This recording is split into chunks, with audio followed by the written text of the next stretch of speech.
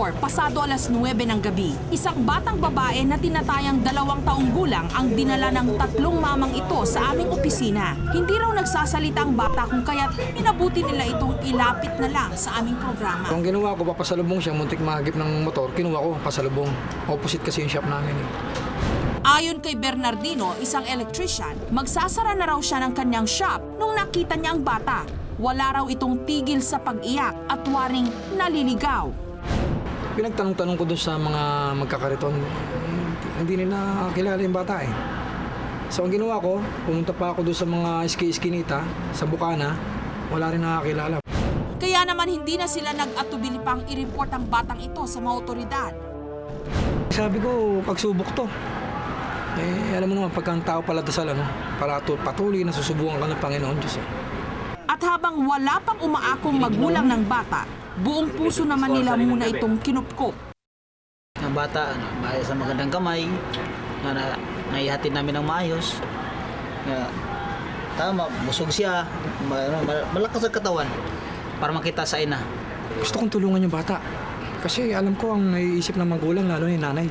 Sa aming pakikipag-usap kay Bernardino, nakuha namin ang mga impormasyong ito. Sa may M. de la Fuente, malapit sa Ramon Magsaysay Boulevard niya nakita ang bata. Posibleng anak raw ito ng isang basurero dahil hindi kalayuan sa mga nakaparadang kariton ng bata nung natagpuan niya.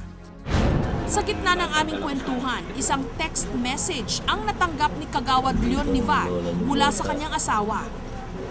Ayon sa kanyang misis, isang lola raw ang lumapit sa kanila at nagtanong kung may nakitang bata. Sa hindi malamang dahilan, kinutuban sila na baka yun na nga ang kamag-anak ng bata. O anong suot ba ng bata? Camouflage daw. Camouflage nga isuot niya, di ba? O may pangilalim? Oo, ma-shirt daw ng pula. Pula? O pula nga ito. Kumpirmado, tugma ang paglalarawan ng tumawag. Hindi nagtagal, nakausap namin sa telepono si Hazel, ang sinasabing nanay ng bata. Saan kayo nakatira kay Dr. Pontanilla? Opo, doon po sa likod ni Doktor. O ano pangalan ng ng anak nyo? Billy Ann po. Billy Ann. Dito na namin nalaman ang buong pangalan ng bata, si Billy Ann Guelas, 2 taong gulang. At dahil balisa na raw ang kanyang ina, dali-dali na kaming tumungo ng Maynila. Bilis ang dating ng tulong ng Panginoon Diyos. Po siya. Pili yan. Nakakawag ka na sa mga bahay. Sandali ko yan.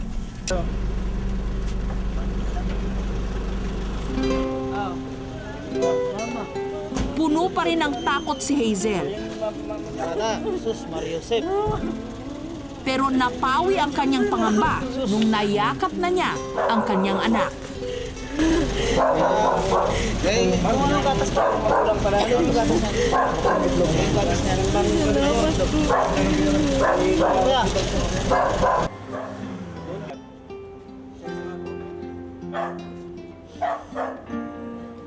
Halos ikamatay na raw ni Hazel ang ilang minutong nawalay siya sa kanyang anak.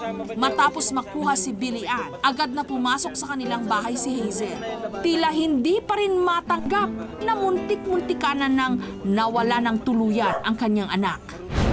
Ayon sa kanya, naglalaro raw si Billy Ann kasama ang nakatatanda nitong kapatid nung bigla siyang dalawin ng antok.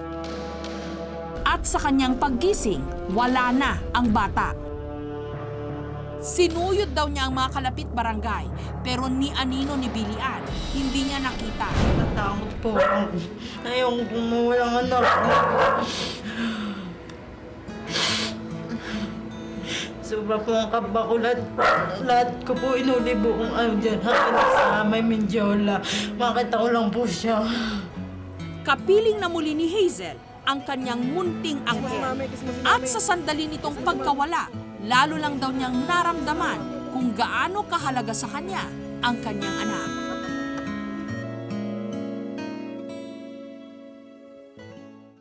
Hello po! Kamusta ho kayo?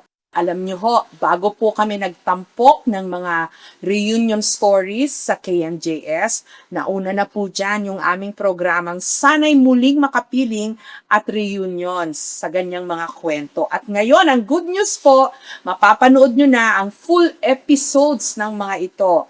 Mag-subscribe lamang po sa GMA Public Affairs YouTube channel at ganun din po sa GMA Public Affairs Facebook account. Kita-kita po tayo at mabuhay po ang mga pamilyang